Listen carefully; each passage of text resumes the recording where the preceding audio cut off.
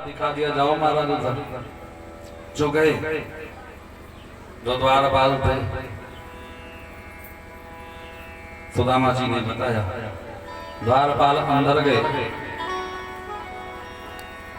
जाकर के भगवान को बताया, प्रभो शीश पगा न झगा तन में, प्रभु जाने को वाही बस्यो के ही रामा, धोती फटी सिलटी दुपटी, और पाए उपा नहीं की नहीं सामा, द्वारे खड़ो तुझ दुर्बल रहो चकसो वसुधा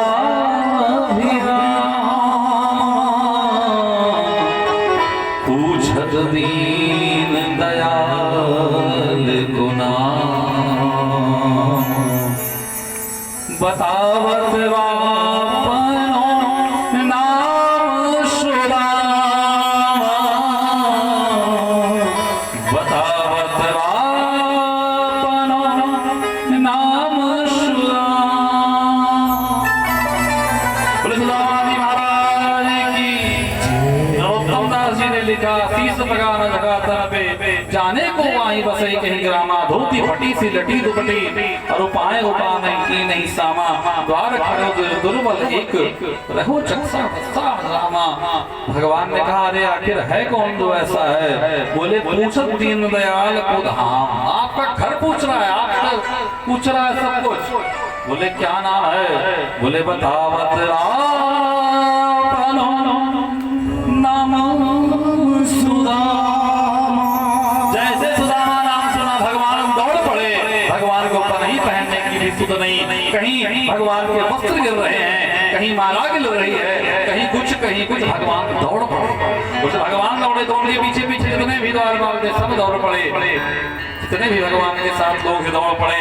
और सुदामा जी बाहर खड़े खड़े सोच रहे हैं, पता नहीं जानेगा कि नहीं जानेगा, मानेगा कि नहीं मानेगा, पहचानेगा कि नहीं पहचानेगा। अपने अंदर द्वंद विचारों से बड़े पीड़ित हो रहे, तब तक भगवान दौड़ करके आए, अकस्मात सुदामा जी को गले लगा दिया। बोले सुदामा जी महाराज की। भगवान ने अपने गले लगा लिया। सुदामा जी ने भी बहुत कस के पकड़ा भगवान को। कुछ क्षण दोनों एक दूसरे से जकड़े, अद्भुत आह्लाद की उत्पत्ति हुई। सुदामा जी ने कुछ समय में ही भगवान ने सोचा कि मेरा मित्र बड़ा कृष्णकाय है, दुबला पतला है, बहुत तेज से जकड़ना नहीं चाहिए। भगवान ने बंधन ढीला किया। सुदामा जी ने भी सोचा कि हमारे शरीर में हड्डी ही हड्डी है, हमारे कन्हैया कुछ चुभ रही होगी, तो सुदामा जी ने बंधन ढीला किया। भगवान सुदामा जी का हाथ पकड़ करके लेकर के गए अपने सिंहासन पे। भगवान ने सुदामा को बिठाया और रुक्मिणी जी से कहा, देवी जाओ, जा करके जाओ देवी, जा करके जल लेने के लिए रुक्मिणी जी दौड़ी गई। और इधर भगवान ने सुदामा जी के पाद तल को अपने हाथ पे रखा, हथेली पे, और जैसे हथेली पे रखा तो सुदामा जी के पाद तल में कंकड़ कांटे सब लगे थे। जैसे एक कांटा भगवान निकालते खून के फव्वारे निकलने लगते, कंकड़ निकालते खून के फव्वारे निकलने लगते। भगवान रो पड़े। ऐसे बिहार दिवाइन सो पग कंटक जाल लगे पुनि जोए, हाय महादुख पायो सखा, तुम आई तय न किते दिन जोए। देखी सुदामा की दीन दशा, करुणा करके करुणा निधि रोए। पानी परात को हाथ छुओ नहीं, नैनन के जल सो धोए।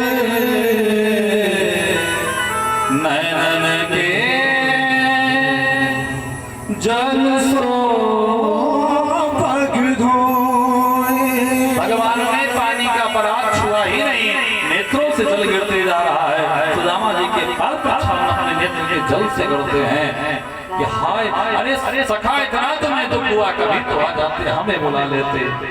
किमनेन कृतं पूर्णम् अवधूतेन भिक्षुणा श्रियाहीनेन लोकेऽस्मिन्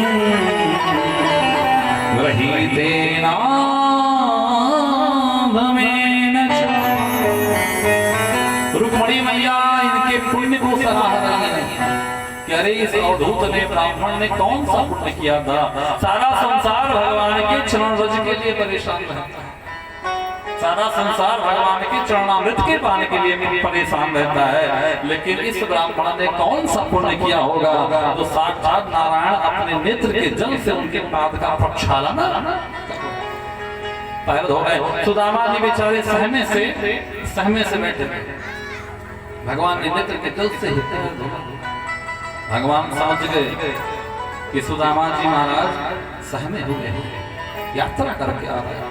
सुदामा जी के मन में आया, भगवान के मन में आया कि मित्र यहाँ कुछ बोल सबके बीच नहीं पाएंगे, और मित्र मिले तो दो चार बातें ढंग की ना हो तो फिर कैसी बात, तो इन्हें अंतःपुर में लेकर चलते हैं।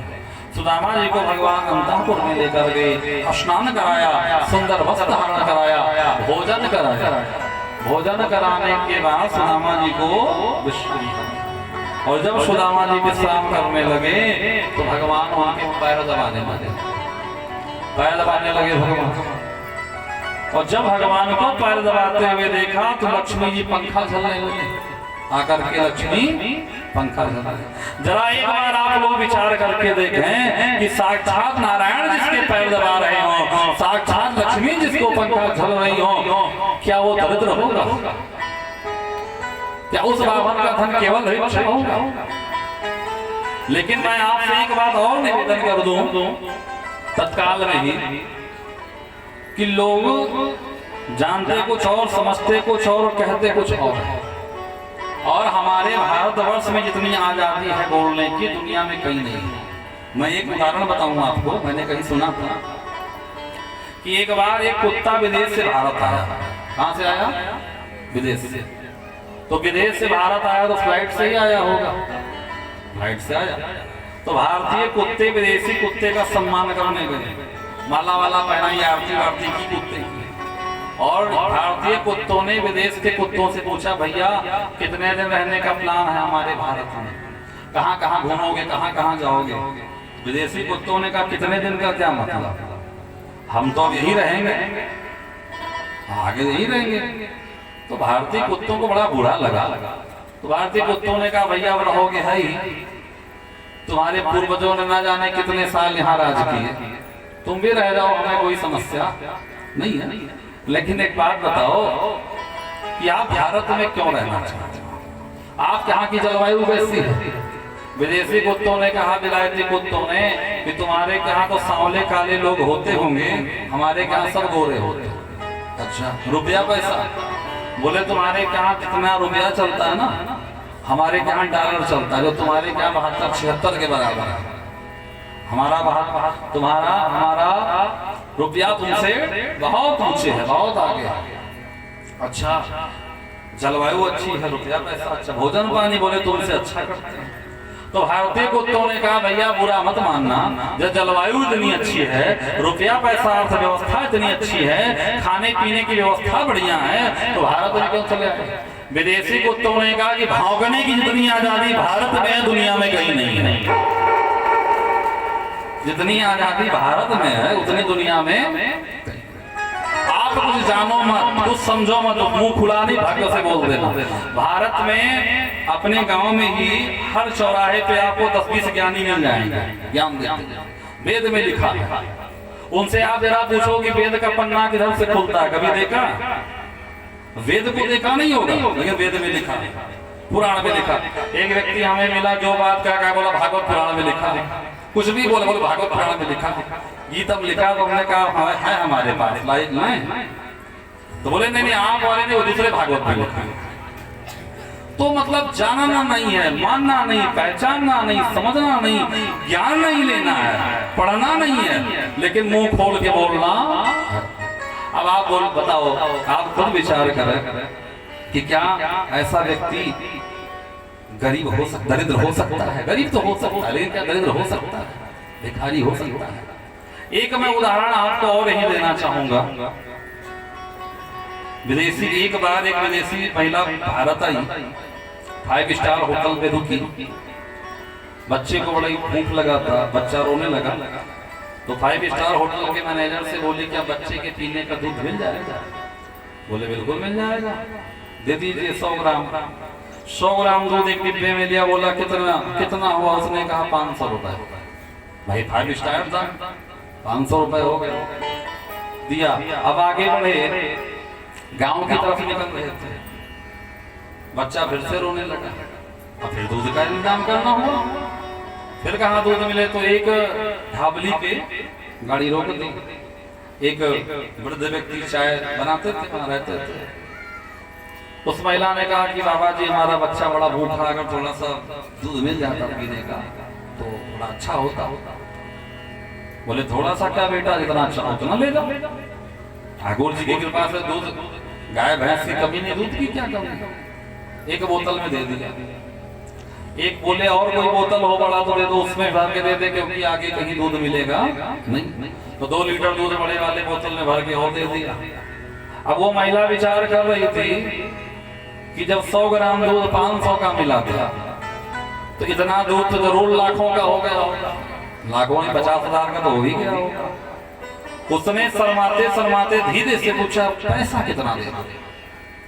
उस गांव के गरीब दुकानदार ने कहा कि बहन जी हम गांव वाले हैं, हम छोटे बच्चे के पीने के दूध का पैसा नहीं लेते, नहीं लेते, नहीं लेते।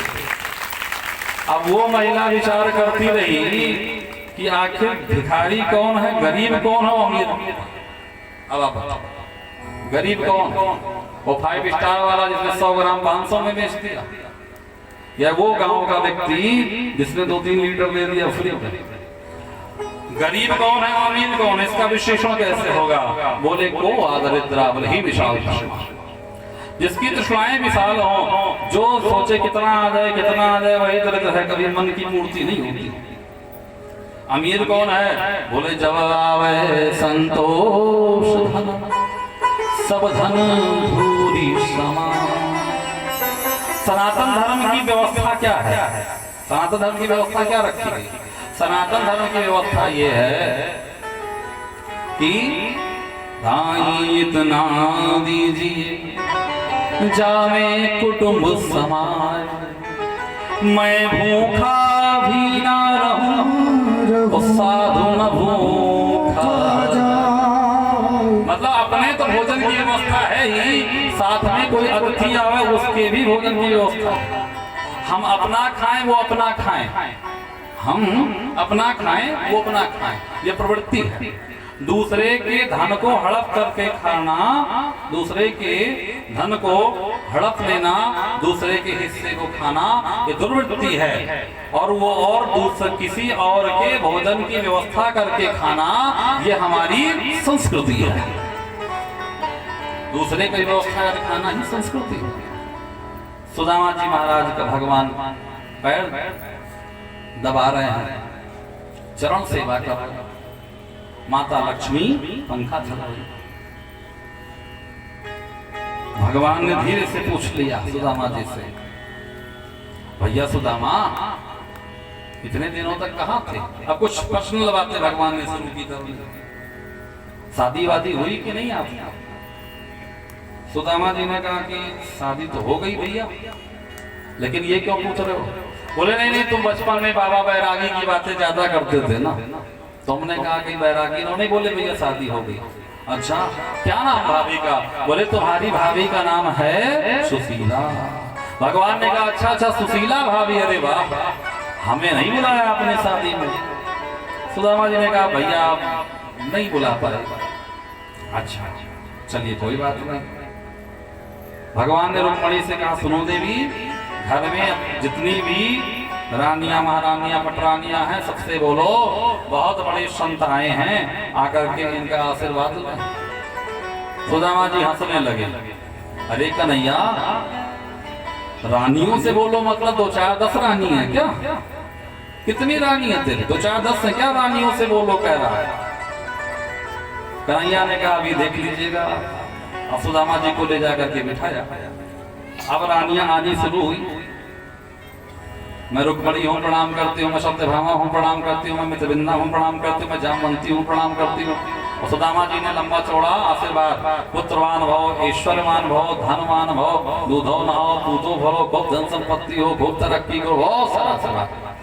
लेकिन जब 10 20 50 हो गई तो बोले कन्हैया ये कितनी है? बोले अभी ये ना पूछो, बस आशीर्वाद देते जाओ।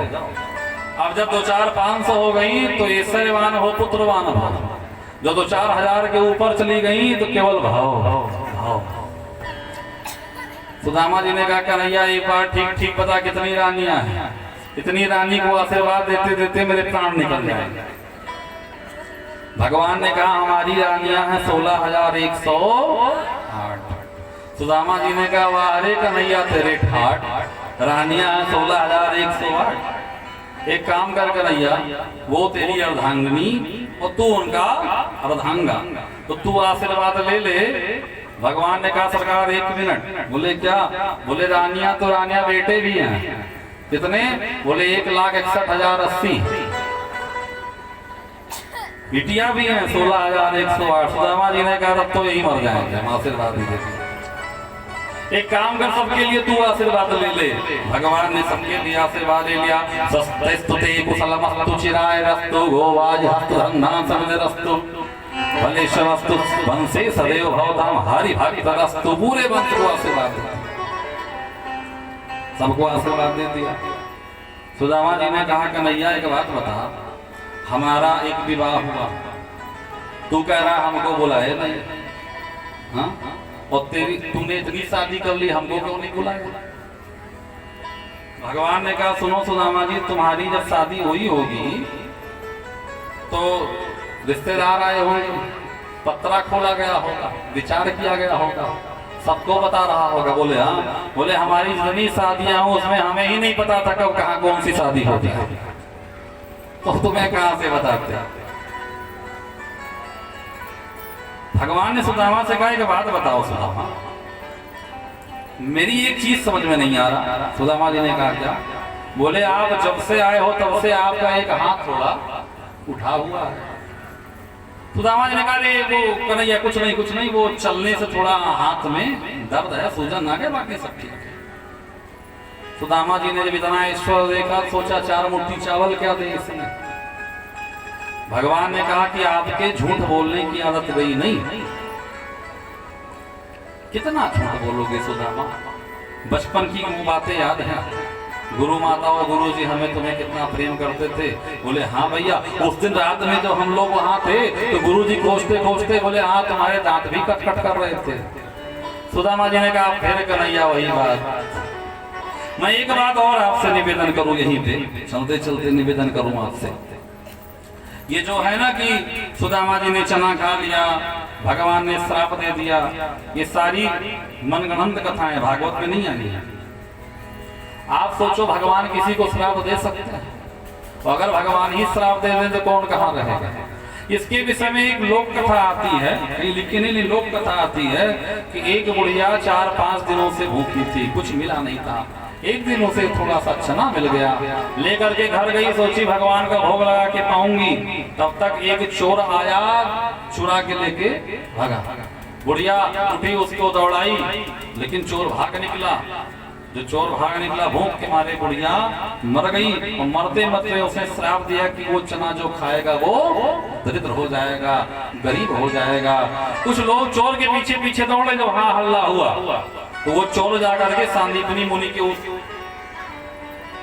आश्रम में कूदा बाहर से, और कूद के फिर वहां से भागा, चना वहीं छूट गया। और वही चना गुरु माता ने सुबह सुबह सुदामा जी को दे दिया। जंगल जा रहे थे तब सुदामा जी महाराज ब्रह्म ज्ञानी थे, उन्हें पता था कि ये चना जो खाएगा वो दरिद्र हो जाएगा। सुदामा जी ने कहा एक बार नहीं, मैं 1000 बार गरीब हो जाऊं चलेगा, लेकिन मेरा मित्र गरीब नहीं होना चाहिए, मेरा मित्र गरीब नहीं होना चाहिए। इसीलिए आज हम लोग जब भी प्रेम की बात, जब भी मित्रता की बात करते हैं, उदाहरण में कहते हैं कृष्ण और सुदामा। सुदामा जी ने कहा, दांत कटकट बोल रहे थे, भगवान ने मांगा फिर भी नहीं दिया। भगवान ने कहा अच्छा, ऐसे हाथ लगाया और पोटली छीन ली सुदामा। बोले सुदामा तुम छिपा रहे हो, भाभी ने हमारे लिए भेजा है लेकिन तुम्हारा देने का मन नहीं था। हाथ में लिया, एक फाका मारा तो एक लोक दे दिया, दूसरी बार खाया 2 लोगों की संपत्ति दे दी, तीसरा खाने जा रहे थे, रुक्मणी ने हाथ पकड़ लिया। क्यों? रुक्मणी जी ने कहा महाराज सब कुछ इन्हीं को दे देंगे तो आप कहाँ रहेंगे। अथवा रुक्मणी जी ने कहा सरकार संत की प्रसादी है, सब लोग मिल बांट के खाएंगे। अथवा रुक्मणी जी ने कहा कच्चे चावल ज्यादा नहीं चबाने चाहिए, पेट भी खराब हो सकता है। हाथ पकड़ लिया। सुदामा जी महाराज अब हो गया, सुदामा जी को बहुत रोका लेकिन सुदामा जी रुके नहीं, चलने लगे। भगवान से सुदामा जी ने कहा जाएं, सुदामा जी ने, भगवान ने रोका भी नहीं, सुदामा जी चलने लगे। अब सुदामा जी चलने लगे तो सुदामा जी ने अपने मन में सोचा कि स्वागत तो बड़ा जोरदार हुआ, स्वागत तो बड़ा जोरदार हुआ, बड़ा जोरदार स्वागत किया कन्हैया ने, एहसास नहीं होने दिया कि वो क्या है और हम क्या है, लेकिन कुछ दिया लिया नहीं। ब्राह्मण की एक विशेष आदत आप सब जान ही रहे, सब वही है, लमसम लमसम। कितना भी बढ़िया खिला पिला दिया जाए, कितना भी खिला पिला दिया जाए, कितना कपड़ा लत्ता दे दिया जाए, लेकिन अगर अंतिम में लिफाफा कमजोर हो गया तो ब्राह्मण का मन में निभाएगा नहीं। तो ब्राह्मण देवता ने कहा सब कुछ स्वागत तो बड़ा जोरदार हुआ लेकिन कुछ दर दक्षिणा मिला नहीं। वैसे हमें दर दक्षिणा से कोई मतलब भी नहीं था, दर दक्षिणा के लिए तो हम आए भी नहीं थे। फिर मन में आया भाई हमें नहीं मतलब था कि इनको तो देना था कि नहीं देना था, इतने बड़े द्वारिकाधीश, नाम बड़े दर्शन थोड़े। फिर सुदामा जी ने अपने मन में सोचा कि हो सकता है अभी दें, तो बोले कन्हैया तो चलते हैं। फिर भगवान ने कहा चलिए बाहर तो छोड़ आए। सुदामा जी ने कहा वाह अब तो पक्का नहीं देना, कुछ देंगे नहीं, बस वैसे चलो चलते हैं बाहर तक। फिर सुदामा जी के मन में कौन था कि हो सकता जो देना लेना हो यही खत्म करें, बाहर की क्या झंझट रखा। तो सुदामा जी ने फिर उक्ति लगाई, बोले सुनो कन्हैया।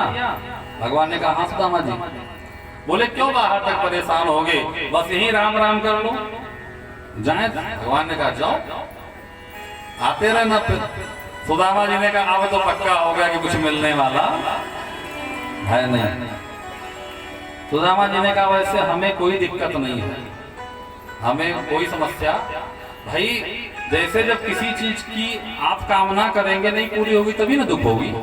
सुदामा जी ने दक्षिणा की तो कामना की नहीं थी लेकिन मन है स्वाभाविक आ गया। सुदामा जी ने कहा चलो नहीं दिया कोई बात नहीं, जाने दो। थोड़ी दूर बढ़े फिर सुदामा जी ने सोचा कि भाई दक्षिणा हमें नहीं दिया कोई बात नहीं, लेकिन अभी घर चलेंगे तो पत्नी तो ताना मारेंगे कि गए थे बड़ा द्वारिकाधीश से मिलने, क्या मिला। अरे कुछ ना देते कम से कम भाभी के लिए अपने साड़ी ही एक दे देते, धोती ही दे देते।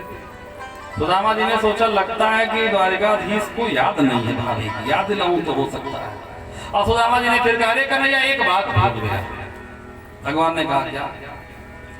बोले तेरी भाभी ने कुछ कहा था तेरे बेटी ने, क्या कहा था? सुदामा जी ने बताया एक माघ 2 पाख में 2 एकादशी होए, मेरे घर गोपाल जी रोज एकादशी हो। भगवान ने कहा तो एक काम करिए भाभी से कह दीजिएगा एक माघ 2 पाख में 2 द्वादशी हो, तेरे घर वो भाभी जी रोज द्वादशी हो। कोई कड़ियाला लेती, किसी ने देते नहीं देखा लेकिन सब कुछ दे दिया। भगवान ने कहा अच्छा ये कह देंगे और कुछ कहना है? सुदामा जी ने कहा और कुछ? सुदामा जी ने सोचा अब की जान कुछ दे दे। बोले और कुछ? बोले भाभी से कह दीजिएगा कि आती जा एक बार भाभी को भी ले आइएगा साथ और हमारी राम राम कह देगा। सुदामा जी ने कहा वो तो ना कहते तो भी हम कह देते, फिर सुदामा जी ने मान लिया कि कुछ मिलने वाला अब है नहीं, चलो स्वागत ही जोरदार हुआ, यही बहुत है, हमें क्या चाहिए। तो सुदामा जी पहुंच गए कहाँ, अपने द्वारिका। और जब द्वारिका अपने सुदामापुरी पहुंचे, और जब सुदामा जी पहुंचे तो बड़ी बड़ी अट्टालिकाएं देखी। सुदामा मंदिर देख डरे, सुदामा ने जो बड़ी बड़ी अट्टालिकाएं देखी तो डर के मारे जगह चौंध हो गए। सोचे, सुदामा ने सोचा कि कहीं घूम करके फिर तो द्वारिका में नहीं आ गए, और इतनी बड़ी बड़ी अट्टालिकाएं ये हैं, और ऐसा तो नहीं कि कहीं कोई राजा आया हमारी झोपड़ी फेंकवा करके अपना महल बनवा लिया। सुदामा जी महाराज कौंध उठे और विचार करने लगे। सुदामा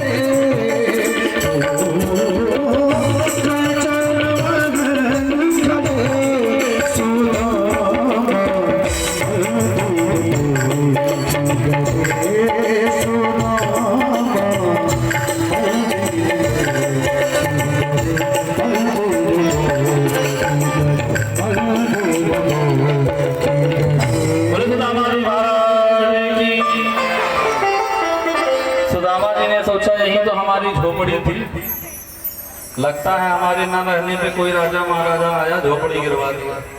चलो झोपड़ी का क्या है, गिर गई फिर बन जाएगी, लेकिन हमारी पंडितानी कहाँ गई उसका भी नहीं कुछ पता।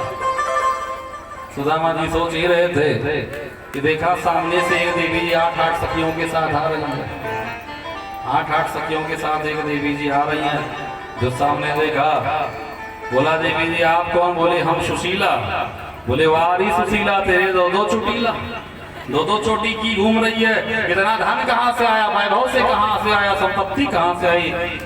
सुशीला ने कहा आपको चाहिए था दर्शन और हमें चाहिए था वैभव, और भगवान से जो कुछ मांगो सब पूरा होता है। भगवान तो सब पूरे करने वाले हैं, दिखता नहीं कुछ लेकिन मिल सब कुछ जाता है।